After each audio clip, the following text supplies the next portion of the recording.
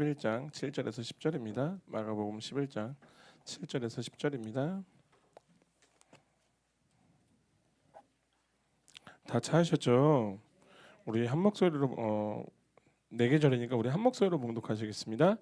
나귀 새끼를 예수께로 끌고 와서 자기들의 곁옷을 그 위에 얹어 놓음에 예수께서 타시니 많은 사람들은 자기들의 겉옷을 또 다른 이들은 들에서 벤 나뭇가지를 길게 펴며 앞에서 가고 뒤에서 따르는 자들이 소리를 지르되 호산나 찬송하리로다 주의 이름으로 오시는 이여 찬송하리로다 오는 우리의 조상 다윗의 나라여 가장 높은 곳에서 호산나 하더라. 아멘. 다 같이 기도하시겠습니다.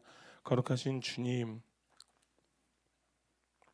주님께서 고난을 받기 직전 예루살렘으로 들어가시는 오늘, 거룩하신 주님, 이 안에 우리의 얼마나 악함이 있는지 주님 오늘 말씀을 통해서 깨닫게 하여 주시옵고, 더 나아가 주님 향유 옥합을 깬 그 마리아의 그 믿음 되게 하여 주시옵소서. 전하의 입술 주님 부족합니다. 하나님께서 함께 하여 주시옵고 오직 하나님의 말씀만 전하게 하여 주시옵고 듣는 귀 또한 주님 하나님의 말씀만 듣게 하여 주시옵소서. 온전히 주님께 모든 것을 맡깁니다. 예수 그리스도의 이름으로 기도드립니다. 아멘. 임마누엘. 먼저 또 이른 아침부터 그리스도의 몸된 교회와 지체 보이는 곳 보이지 않은 곳에서 섬겨 주신 많은 분들께 교회를 대표해서 감사의 말씀을 드립니다. 감사합니다. 그리고 기도 많이 해주신 덕분에 목이 말은 할 수 있어요. 대회배 끝나고 이제 또 한동안 또 말을 못하긴 하겠지만 어쨌든 함께 하기를 하겠습니다. 그렇게 또 이 자리에 함께 모이신 우리 많은 예배자분 주님의 이름으로 환영하고 축복합니다. 아멘. 자, 오늘은 이제 우리 구주 예수 그리스도께서 온 인류의 죄를 대속하시기 위해서 십자가를 지시려고 예루살렘에 입성하시는 것을 기념하는 우리 종료주일이에요. 그래서 우리 교회는 이제부터 종료주일을 지내기로 했어요. 기억하시죠? 우리가 이게 혹여나 제가 물을 먹거나 기침을 많이 해도 조금만 이해를 해주셔요.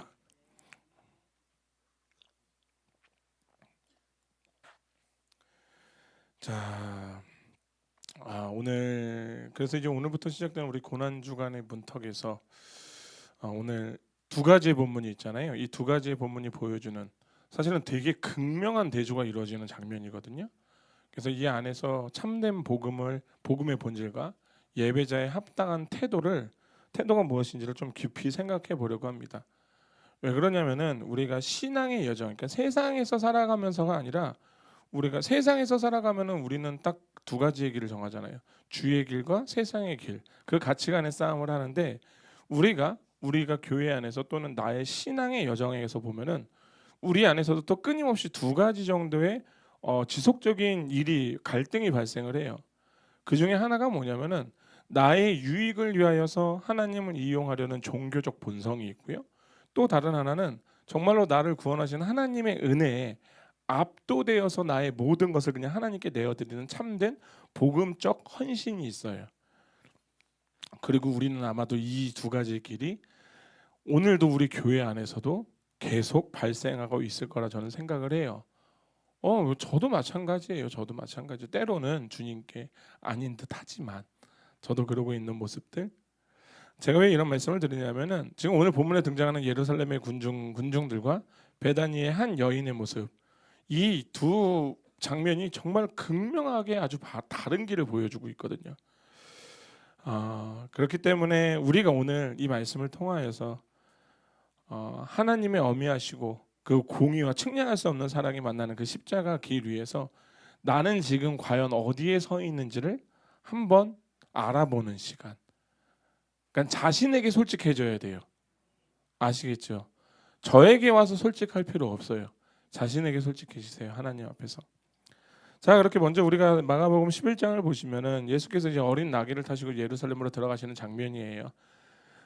당시에 지금 예루살렘은요, 유월절 명절을 맞아서 이스라엘 전역에서 그리고 디아스포라로 인해서 되게 막 흩어져 있던 유대인들이 수십만 명이 막 몰려들 때예요.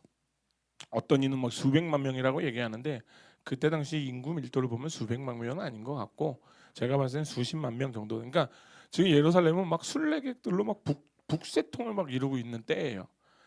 그리고 근데 이때 모인 사람들은 살짝 지금 좀 흥분된 상태예요. 그러니까 살짝 사실 굉장히 흥분되어 있어요. 왜냐하면 이때 당시에 이제 네이버가 있었으면은 네이버 이거 얘기해도 되나? 네땡땡, 네땡땡 아니면 굿땡 같은 이런 검색 사이트가 있었으면은 아마 세상은 뒤집어졌을 거예요. 그러니까 없었으니까 이 정도예요. 왜 그러냐면은 지금 이 사람들은 지금 왜 흥분이 되었냐면 딱 하나예요. 예수님이 행하신 수많은 기적들, 특히 이전에 뭐였어요? 나사로를 살려버렸어요. 그죠? 지금 이 양반들은 지금 완전 흥분 상태예요. 와 그래갖고 오죽했으면 예수님이 들어올 때 겉옷을 벗어서 던진다라는 것은 우리의 권리를 이양한다라는 거예요. 그러니까 주님께서 다 알아서 해주세요. 주권이야. 그래서 막 들에서 벤 종려나무 가지를 흔들고 막 열광적이가 아니라 열나게 진짜 정말로 열 터지게 그리고 목 터져라 외쳤죠. 그게 9절에서 10절이에요. 앞에서 가고 뒤에서 따르는 자들이 소리 지르되 호산나 찬송하리로다 주의 이름으로 오시는 이여 찬송하리로다 오는 우리의 조상 다윗의 나라여 가장 높은 곳에서 호산나라 하였더라. 아멘. 호산나 뜻 다들 아시잖아요. 여호와여 구하옵나니 이제 구원하소서. 그렇게 보니까 지금 이 이야기는 사실은 굉장한 간절한 탄원 같은 거죠. 그죠? 자, 그럼 이제 보세요. 이상 뭐 우리는 다 알고 있어요. 겉으로 보기에는 이스라엘 백성들이 지금 겉으로 보기에는 이스라엘 백성들이 마침내 이제 약속된 메시아가 온 줄을 알고 온전히 경배드리는 것처럼 보이잖아요. 보이는 것은. 그런데 우리의 이 열광적인 환호 속에 담긴 하나님과 인간과의 그 삐뚤어진 잘못 맞은 그 오해를 꿰뚫어 봐야 된다라는 거. 뭐 이미 이건 다들 아시는 말씀, 하도 많이 들어서 다들 아시는 말씀인데 혹시 모를까봐 그냥 간단하게 말씀을 드리면 이런 거예요. 당시 이스라엘은 로마 제국의 그 철권 통치 안에 있었어요.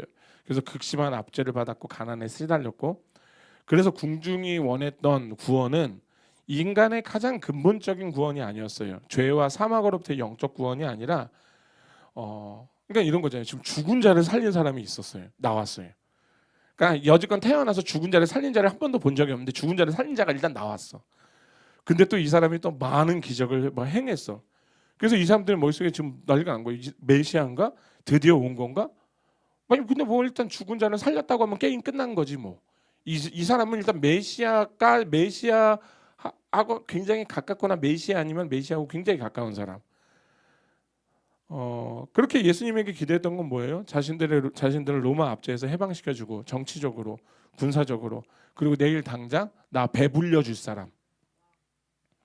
세속적 영웅으로 봤던 거죠. 그러니까 그들에게 호산나는 주님을 향한 참된 경배가 아니라 물론 이 말씀이 스가랴서 9장에 있는 말씀과 시편 118편에 있는 말씀이 성취된 사건이 맞아요. 물론 이들은 비록 세속적 욕망과 정치적 야망을 통하여서 했기는 했지만 하나님께서는 너희들이 은연중 우리가 예수님이 십자가에 못 박히실 때 자색 옷을 입혔잖아요. 근데 사실 그건 조롱이었잖아요. 그런데 우리는 그 뜻을 어떻게 본다? 그들이 우리가 은연중 예수 그리스도를 왕이라고 인정을 했다라는 거.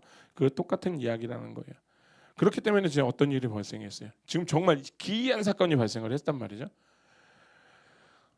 그런데 문제는 뭐냐면은 이거예요. 그토록 열망했던 예수님이 사실은 이제 들어가자마자 슈퍼맨이나 뭐 아이언맨처럼 막 이게 뭐 이런 거 쏘아 가면서 막 창과 칼을 든 막 로마 총독과 관저들을 막 진격해갖고 막 이제 막 선동해서 막 끌고 와서 막 없애버려야 된단 말이에요.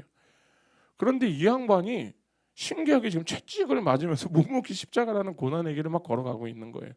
그게 저주의 길을 막 가시는 거예요. 그러니까 그들의 입에서 나왔던 환호가 며칠 만에 맹렬한 분노로 바뀌죠. 호산나로 외쳤던 그 입술이 그 다음에 뭐라고 그래요? 바로 그를 십자가에 못 박아라 못 박아라 저주하는 고함으로 바뀌게 되는 거예요. 여기까지는 우리가 웬만한 신앙생활을 하신 분들이라면 다 알고 있는 말씀.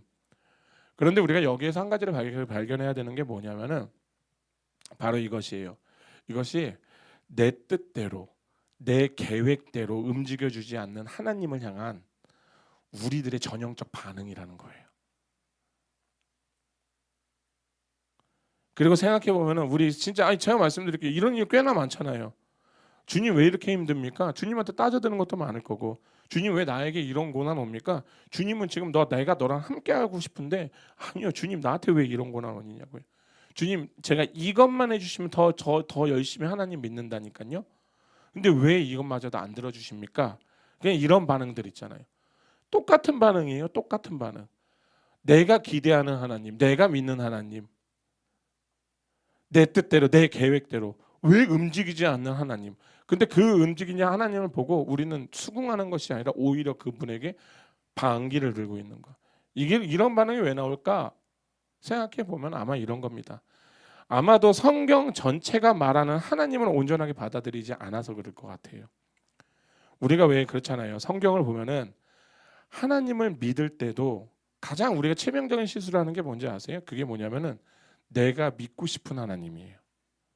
그래서 내가 믿고 싶은 하나님만 믿고 내가 원하는 것만 골라서 믿으려는 치명적인 경향. 지금 똑같아요. 예루살렘에 있는 군중들 있잖아요. 이들이 지금 원했던 건 영광의 메시아를 원했어요. 그런데 이사야서 53장에서 예언한 고난받는 종은 절대 철저하게 거부한 거예요. 이 말은 뭐예요? 나의 삶을 편안하게 해주고 나의 삶을 편안하게 하는 자는 그 구원자는 환영하지만 나의 죄를 찌르고 나에게 자신을 부인하라고 그리고 더 나아가서 십자가를 요구하는 그 구원자는 십자가의 못을 박아버리라는 그냥 이렇게 부패한 우리들의 본성이 바로 이 모습이에요. 그렇기 때문에 우리는 늘 선포되는 말씀 안에서 제가 그래서 계속 우리 교회 우리 성도님들은 이제 귀에 따갑게 못이 박혔었을 것 같은데 우리가 말씀으로 하나하나를 말씀을 쪼개서 보려 하지 말고 말씀을 통으로 이해하지 않으면요 내가 아는 하나님하고 다른 하나님을 믿을 수 있다라는 거예요. 그래서 제가 아시겠지만 저는 그래서 참 그런 것들을 조심하려고 하다 보니까 통으로 설교를 하잖아요.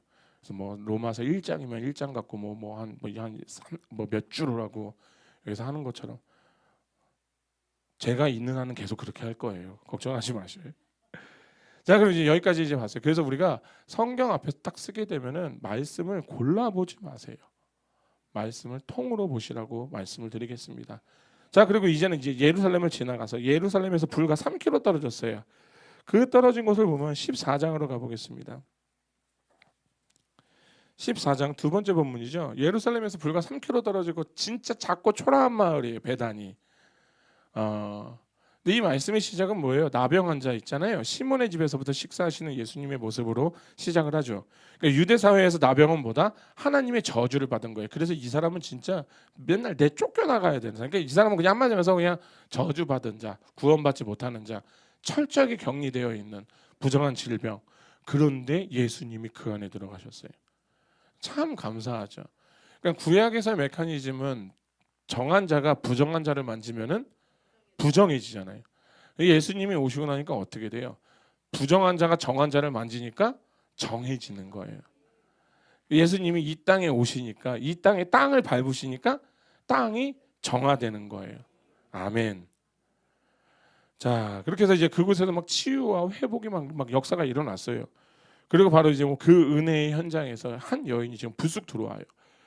요한복음 11장을 보시면은 이 여인이 바로 누구냐면 나사로의 누이예요. 마리아라고 증언을 해요. 자, 어쨌든 지금 그녀는요 매우 순전한 나드 한 옥합을 가지고 와서 그 옥합을 깨트려서 예수님의 머리에 붓습니다. 먼저 이게 나드 향유 있잖아요. 이게 뭐냐면 히말라야 산맥이나 인도 등에서 채취할 수 있는 최고급 향유예요. 수입품이에요. 5절을 보시면은 이렇게 나와 있잖아요. 이 향유를 300데나리온 이상 팔아 가난한 자들에게 줄 수 있겠다고 하며 그 여자를 책망하는지라. 300데나리온이에요. 그러면 이때 당시에 1데나리온이 그 건장한 청년 이 하루에 한 싹이 1데나리온이에요. 그러니까 뭐 주일 빼면은 거의 1년치 연봉이죠. 1년치 연봉이라고 생각하시면 돼요. 그리고 그 당시에 이제 이스라엘 여성들에게는 이러한 향유 옥합은 평생 모은 재산, 그러니까 자신의 미래를 보장해줄 결혼 시장과 같은 절대적 생명줄이었다라는 거죠. 그런데 지금 마리아가 그 향유를 우리 이렇게 할 수 있잖아요. 조금 덜어서 이렇게 드려도 되잖아. 그렇지 않아요? 그런데 3절을 보시면 뭐라고 나오죠? 3절 우리 다 같이 한 목소리로 읽겠습니다. 예수께서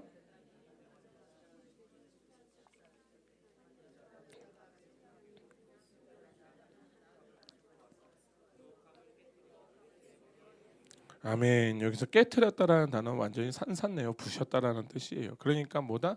이 향유는 다시 주워 담을 수 있다 없다? 한 방울도 남김없이 전적으로 쏟아 부었다라는 거예요. 근데 이게 굉장히 신기한 게 이게 굉장히 충격적인 모습이었나 봐요. 그래서 그러니까 이 반응을 본 사람들의 반응을 보면은 딱 나오는 장면이에요. 근데 사실 그렇잖아요. 아니 지가 그렇게 쓰였는데 쓰겠다는데 뭘 그거 갖고 뭘 얘기해?라고 할 수 있는데 그때 당시에 이 사람들이 보기에는 이거 엄청 너무 충격적인 것 같아요. 그게 본문에서 4절에서 5절입니다. 우리 한 목소리로 봉독하시겠습니다. 어떤 사람들이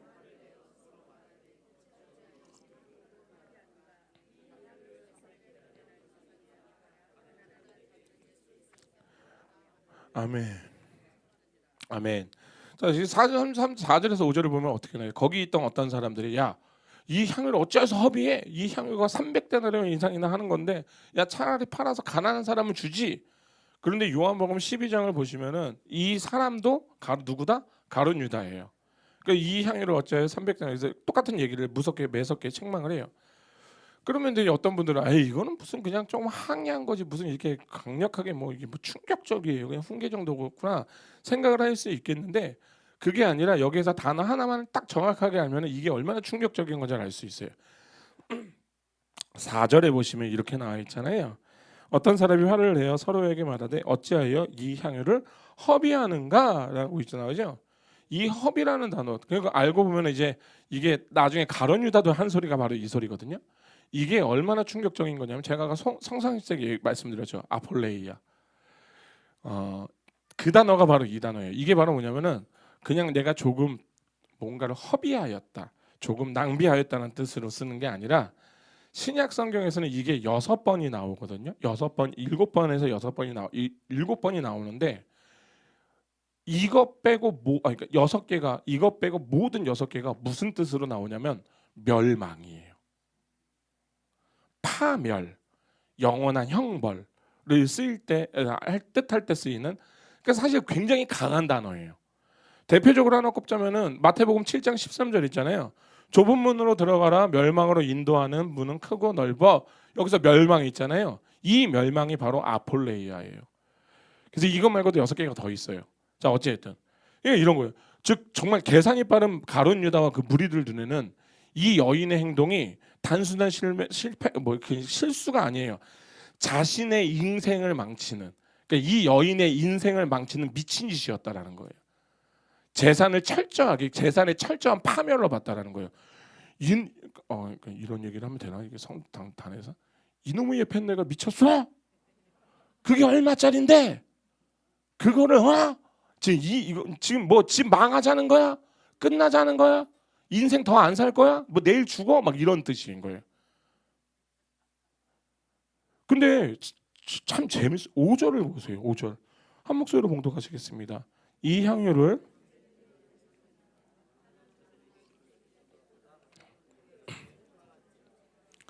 아멘. 이들이 매우 합리적이고 도덕적이고 그럴듯한 명분을 내세우지 않아요? 가난한 자들을 구제한다. 그러니까 이게 인간적인 시각하고 경제적 논리를 보면요. 가룟 유다하고 그때 그 무리들이 하는 말은 100번이 맞아요. 맞지 않아요? 그런데 실상 그들의 마음의 중심이 무엇이 있었냐면요. 하나님 앞에서조차의 하는 그 헌신 있잖아요. 그 헌신조차도 경제적인 논리로 계산하려는 효용성과 실용주의 그라는 우상이 깊게 사로잡고 있다라는 소리예요. 이거하고 비슷한 말씀이 하나 있는 게 뭐냐면 누가복음 15장으로 가볼게요. 누가복음 15장으로 가면은 11절부터 보면은 탕자의 이야기예요. 다들 아시는 말씀이에요. 우리가 여기서 봐야 되는 게 뭐냐면 첫째 아들의 영적 상태를 봐야 돼요. 그게 28절에서 30절입니다. 28절에서 30절. 우리 다 같이 한 목소리로 봉독하시겠습니다. 그가 노하여 들어가고자 하지 아니하여거늘 아버지가 나와서 권한대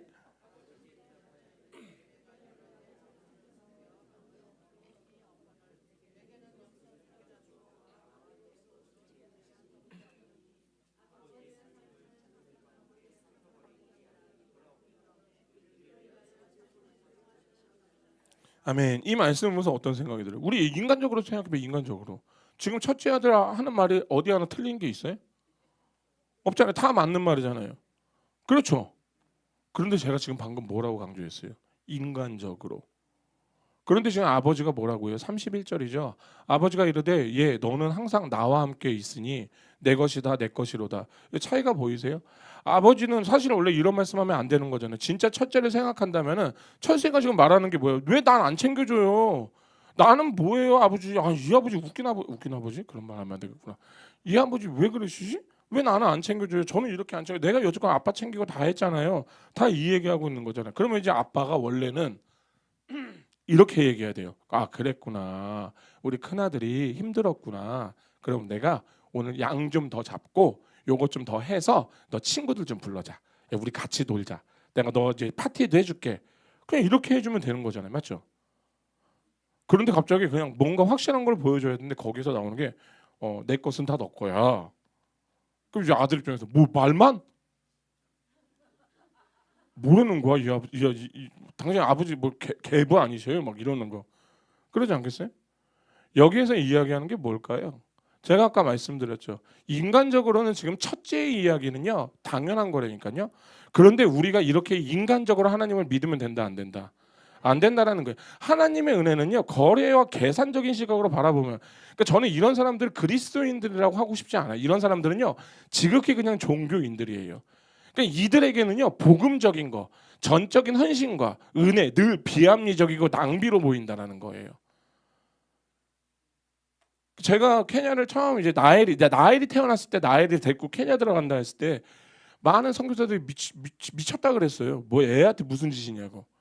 그리고 심지어는 이제 여기 안 계시는 분이 계시는데 그분은 저한테 그런 말도 했었어요. 이거는 너무 이게 좀 선교사님의 의의가 아니냐 막 이런 소리들. 되게 비합리적이죠. 저도 애를 여기서 얼마나 좋아요. 그걸 키우면. 그랬던 동안 근데 어찌됐든 이제 하나님의 또 은혜인지 뭔지는 모르겠지만 다시 이렇게 나와서 하나님 안에서 키우고 있으니까 너무 감사하긴 한데 그냥 그런 거예요. 우리가 교회 안에 있잖아요. 세상이 하는 건 맨날 뭐예요? 계산이에요. 우리가 근데 교회 안에 계산을 들고 오게 되면 어떻게 되냐면은 이렇게 돼. 내가 이만큼 예배를 드리고 내가 이만큼 봉사를 하고 내가 이만큼 헌금을 했으니 하나님은 나에게 이만큼 당연하게도 내게는 이만큼 복가상이 보여져야 된다. 거래적 신앙. 이게 뭔 기브앤테이크예요? 주거니 받거니? 그러니까 이 기브앤테이크가 익숙한 사람들은요. 마리아가 옥합을 깨뜨린 행위는요. 도무지 이해할 수 없는 낭비예요. 아니 이건 광기예요. 광기. 너 예수님 그렇게 믿으면 안 돼. 제 친구가 저한테 했던 얘기처럼. 예수님 그렇게 믿으면 안 돼. 예수님한테 목숨 걸면 안 돼요. 예수님한테 목숨 걸어야 돼요. 제가 말씀드렸죠. 예수님 믿으면은 예수님 대충 믿으면 구원 못 받아요. 예수님을 정말 잘 믿어야 돼요. 아멘. 그들이 보기에는 마리아는요 지금 광기에 휩쓸린 여인이에요. 광기에 휩쓸린 여인. 왜? 그들은 아직 십자가의 은혜가 얼마나 무한하고 압도적인 것인지를 인격적으로 만나지 못했기 때문이에요.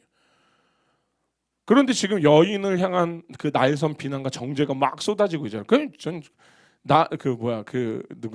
누구야? 마리아 얼마나 민망했을까요? 자기가 그래도 어떻게든 한다고 한 건데 갑자기 옆에서 막 뭐 예수님의 제자라는 사람이 나오더니 이놈의 옆에 내가 미쳤네 아주 그냥 뭐 하는 짓이야? 그거 팔면은 300데나리온이면은 몇 명을 먹여 살릴 수 있는 막 이런 소리를 하고 있고. 근데 이때 예수님 딱 개입하시죠. 그게 6절이에요. 예수께서 이르시되 가만두라 너희가 어찌하여 그를 괴롭게 하느냐 그가 내게 좋은 일을 하였느니라. 아멘. 지금 예수님이 방패막이가 딱 되주셔서 오히려 꾸짖지 않으시고 좋은 일이라고 얘기했어요. 이 좋은 일이 가장 아름다운 일, 가장 고귀하고 선한 일이라고 이렇게 해석을 하는데 그리고 이제 8절에서 그 행위의 신학적 의미를 부여해 주죠. 그는 힘을 다하고 내 몸에 내 장례를 미리 준비하였느니라. 아멘. 근데 이거 하나 확실한 것은 그런 것 같아요. 마리아가 지금 예수님의 죽음과 부활의 교리를 완벽하게 이해를 하고 이 일을 행하지는 않았을 거예요. 절대 그러지는 않았을 거예요. 그런데 분명한 것은 지금 마리아는 단 하나예요. 그녀는요 자신을 죄와 사망에서 건져내시고 심지어 오라비까지 살리신 예수 그리스도를 자신의 생명보다, 자신의 전 재산인 그 300데나리온짜리 향유 옥합보다 더 절대적이고 최고의 가치로 인정했다는 사실이에요. 그러니까 이런 것 같아요. 우리에게 이거 우리가 예배의 관점으로 한번 확 가져가서 들어가 볼게요. 참된 예배는 무엇일까요? 참된 예배는 무엇일까요? 어떻게 좀 박사학위 좀 있고 공부 되게 많이 하신 뭐 목사님 좀 모셔다가 예배드리고 막 그러는 걸까요? 아니요, 저는 이렇게 정리한 게 맞는 것 같아요. 나의 마음으로부터 시작을 한다. 어떤 마음? 예수 그리스도를 이 세상의 어떤 보화보다, 심지어 내 생명보다 더 귀중하고 만족스러운 분으로 여기실 때, 이때가 바로 예배의 시작이에요. 그런데 그것이 이곳에서만 시작되는 게 아니죠. 제가 말씀드린 우리 이마트에서도 그리스도인이다 아니다? 우리 홈플러스는 하면 안 되겠다. 저기 단옥마트에서 우리 그리스도인이다 아니다? 우리 버스에서도 그리스도인이에요. 그렇지 않나요? 그러니까 우리가 이 자리에 나와서 예배자가 아니에요. 예배자는요, 예배자가 이 자리에 나오는 거예요. 어디에서든지. 자, 그리고 여기서 이제 하나 얘기할 수 있는 거. 하나님이 우리의 존재의 목적이 뭐예요? 하나님을 영화롭게 하고 즐거워하는 것이잖아요. 그 율법을 즐거워하는 거. 맞나요? 이걸 갖고 되게 어려워더라고요. 그럼 내가 어떻게 해야지 하나님을 영화롭게 하고, 내가 어떻게 해야지 하나님의 율법으로 즐겁게 사는 건지 막 고민하시는 분도 계시는데, 이거 되게 쉽게 말씀드리면 딱 하나예요. 우리가 하나님 안에서 하나님만으로만 만족할 때 있잖아요. 그때 하나님은요, 우리를 통해서 가장 큰 영광을 받으세요. 여리고성을 무너뜨렸잖아요. 그게 우리가 무너진 거잖아요. 예수 하나님이 뭐라고 하세요? 너네 다시 여리고성 사람들이 다 죽어. 뭐예요? 네 쌓지 말라고. 네 안에 내가 서야 된다고. 그런데 우리는 그렇게 나를 쌓으려고 하죠. 다시. 여기 계신 분들 여리고성 최소한 10번 이상은 지으셨을걸요. 하나님한테 감사하세요. 이제 하나님이 진짜 그거 하나 꼬치꼬치 다 캐무셔서 우리 다 죽었어야 돼요. 자, 지금 그런 거예요. 지금 마리아는요, 예수님 한 분으로 만족했어요. 충분했다고요. 그러니까 세상 사람들이 그 여인이 하는 행동을 보고 파멸이라고 얘기하는 그 허비를요, 마리아는 기쁨으로 감당을 했단 말이에요. 그렇게 자신이 가장 귀한 것을 조각을 내므로써 다가올 예수님의 죽음과 이것이 얼마나 귀한 것인지를 선포하는, 어떻게 보면 거룩한 예언자가 되어버린 거죠. 그러니까 우리가 오늘 이 베다니의 이 향유 사건을 가리키는 궁극적인 실체를 봐야 되는데, 이 향유 옥합을 깨트린 이 사건 있잖아요. 앞으로 사실은 그렇잖아요. 이게 앞으로 일어날 골고다 언덕에서 일어날 가장 위대하고 장엄한 사건의 예표잖아요. 그게 뭐예요? 예수 그리스도의 그 십자가 대속이잖아요. 우리가 웨스트민스터 소요리문답 27문을 보면은 그리스도의 낮아짐에 대해서 이야기를 해요. 그것이 뭐냐면은 그리스도의 낮아심은 그가 강생하신 것과 비천한 지위에서 나시는 것, 율법 아래 처하게 되신 것, 이 세상의 여러 가지의 비참함과 하나님의 진노와 십자가의 저주를 죽음으로 겪으신 것, 장사된 것과 얼마 동안 죽음의 권세 아래 거하셨던 것, 이렇게 가르쳐요. 이 말이 뭐예요? 영광의 왕이신 하나님의 아들이요, 냄새나는 구유에서 태어나셨다고요. 피조물들의 조롱과 침뱉음을 당하시고요, 끔찍한 채찍질을 통하여서 살점 뜯겨 나가지고요, 그리고 마침내 어떻게 돼요? 십자가에서 발가벗겨 죽었다고요. 그것도 그냥 죽었어요? 피와 물을 다 쏟으시고. 아멘. 그런데 이것을 만약에 세상의 많은 철학자들과 지혜자들의 눈에 보면 어떻게 돼요? 아니, 죄 없고 완벽한 하나님의 아들이 십자가에서 무기력한 것을 벗고 무기력하게 죽는 것을 보면은, 어떻게 보면은 인류 역사상 가장 끔찍한 허비 아니겠어요? 낭비 아니겠냐고요. 그렇게 보였을 것 같아요. 그러니까 십자가 아래에 있었던 사람들 다 조롱하잖아요. 네가 하나님의 아들이면 내려오라고. 어떻게 해서 너의 그 소중한 생명을 그렇게 무기력하게 낭비하고 파멸시킬 수 있냐? 지금 이 이야기를 하고 있는 거예요. 그러니까 우리가 여기에서 분명히 알아야 될 영적 진리가 하나 있는 게 바로 뭐냐면은, 세상의 눈에는요, 그것이 어리석은 낭비요, 실패로 보였지만 하나님의 철저한 공의와 구속 경륜 속에서는 그것은 절대 낭비가 아니었다라는 거예요. 이 십자가는요, 하나님의 어미하신 공의, 즉 죄에 대해서 반드시 진노하셔야 되고 심판하셔야 되는 하나님의 거룩한 형벌을 하나뿐인 아들에게 다 쏟으셨다라는 거. 그렇게 하나님을 향한, 아들을 향한 철저한 징벌의 자리가 갑자기 바뀌어 버렸죠. 동시에 영원히 지옥불에 떨어져서 마땅히 우리의 같은 죄인을 살리신 하나님의 끝없고 측량할 수 없는 사랑의 옥합이 깨어져 버렸다고요. 그러니까 십자가에 대해서 그건 뭐예요? 세상 사람들이 얘기하는 것처럼 불필요한 과소비가 아니에요. 허비가 아니고 낭비가 아니고 실패가 아니라는 거예요. 그것은요, 우리의 추악한 죄값을 치르기 위해서 단 1%의 부족함도 없이, 더 나아가서 1%의 초과함도 없이 가장 정확하고 가장 완전한 형벌이 지불이 되었다라는 거예요.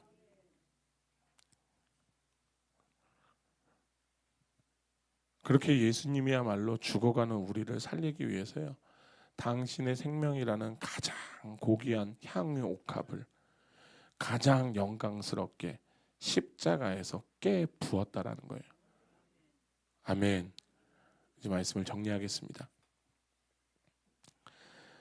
십자가는 하나님의 맹렬한 공의와 무한한 사랑이 입맞추는 영광의 장소예요. 모든 구약의 제사가 요구했던 그 피 흘림의 대가, 근데 그 모든 것들이 십자가에서 단번에 그리고 영원히 성취가 되었습니다. 아멘. 그리고 예수님께서는 자신을 전부 깨트려서 우리에게 그 향유를 부어 주셨어요. 자, 이제 우리가 고난 주간이 시작되는 이 종료주일을 맞이해서 우리는 스스로 아주 정직하고 뼈아픈 질문을 던져야 돼요. 우리는 지금 어떤 모습으로 지금 주님 옆에 서 있습니까?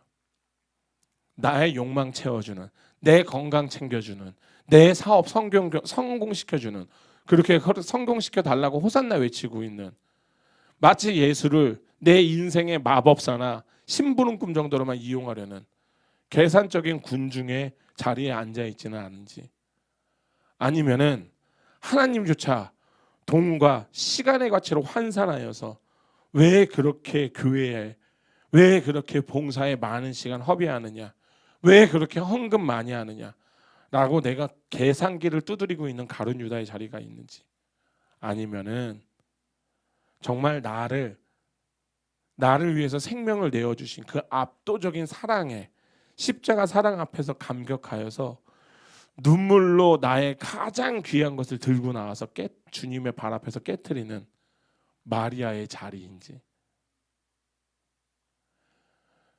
저는 오늘 우리 성도님들이, 또 영상으로 예배를 드리시는 분들이, 우리가 이 고난 주간 동안 우리의 삶에서 반드시 깨트려야 할 나의 옥합이 분명히 있을 거라 생각을 해요.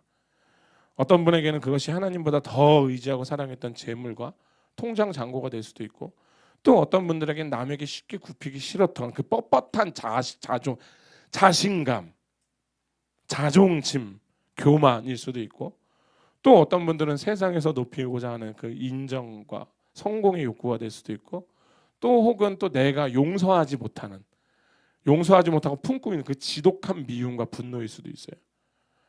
그리고 이 모든 것들이 우리가 주님보다 더 사랑하고 있는 그게 바로 우상이거든요. 주님의 자리에 있어야 될 것이에요. 주님의 자리에는 주님만 있어야 돼요. 근데 주님의 자리에 주님이 없고 재물이 있고, 그래서 제가 말씀드렸잖아요. 미움도 우상이 될 수 있는 거예요. 사람이 한번 믿기 시작하면, 예수님, 여기 계신 분들 예수님이 사랑하라는 거 다 몰라요? 알잖아요. 그런데 믿기 시작하면 그거 눈에 안 들어오죠. 그건 예수님이고, 전 진짜 이렇게까지 얘기하시는 분들, 그건 예수님 이야기고, 내가 예수야? 난 그렇게까지는 못해. 그런 분들은 목양실로 좀 올라오세요. 그렇게까지 해드릴게요. 이런 것들이 바로 우리가 십자가 앞에서 깨트려야 될 옥합이 될 거예요. 그렇게 되면요, 예수님이 그 옥합 받으시고 예수님이 갖고 계신 옥합 깨트려서 우리 부어주시는 거예요. 아멘. 그래서 제가 이번 주는 우리 성도님들에게 처음이자 마지막이 될 것 같아요. 숙제를 내어드릴 거예요. 문제는 제가 다 확인은 못하니까 하나님께서 확인하실 거예요. 아시겠죠? 그래서 이 고난 주간 한 주 동안만이라도 말씀을 듣는 것에서 그치지 않고 우리 삶 가운데서 구체적으로 딱 두 가지만 살아냈으면 좋겠어요. 요번 한 주만. 제가 한 달을 하라는 것도 아니고 두 달을 하라는 것도 아니에요. 첫 번째는 뭐냐면은 요 한 주 동안 나의 하루 중에서 가장 귀한 시간이 있을 거라 생각하거든요. 그 시간 떼어내서 십자가 앞으로 나아오세요. 제가 다시 한번 말씀드려요. 이거 평생 하라는 거 아니에요. 한 주 하시고 좋으면 평생 하세요. 근데 평생 할 수 있으면 좋을 것 같은데, 이게 바로 뭐냐면 하루 중에 가장 바쁜 시간이 될 수도 있어요. 또는 가장 집중이 잘 되는 시간일 수 있어요. 또는 내가 피곤해서 죽어버릴 것 같은 시간일 수도 있어요. 근데 이 세 시간에서 네 종류의 시간 중에서 단 20분을 떼어내서 구별해 놓으세요. 그리고 그때는 스마트폰 끄고 텔레비전 끄고 침묵 가운데서 말씀 펴시고 복음서에서 십자가의 그 고난 행보 있죠. 마태복음이면 26장에서 27장일 거고, 마가복음이면 14장에서 15장일 거고, 누가복음이면 22장에서 23장일 거고, 요한복음이면 18장에서 19장일 거고, 거기 펴서 찬찬히 읽어보세요. 아마도 지금 우리처럼 이렇게 바쁜 현대사회를 살아가는 세상 사람들은 왜 그 아까운 황금 같은 20분을 왜 그렇게 아무것도 안 하고 우리에게 허비하냐고 얘기할 수 있어요. 그런데 장담할 수 있는 것은요, 주님의 십자가를 바라보는 그 20분이라는 시간 있잖아요. 그 시간 하나님께서는 내가 내게 참으로 아름다운 일을 하였구나라고 얘기하실 거예요. 저는 이게 시작이 되었으면 좋겠어요.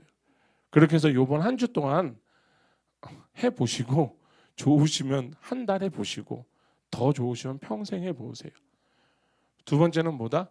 거래적인 신앙을 버리세요. 제발. 우리 기도 바꿔야 돼요.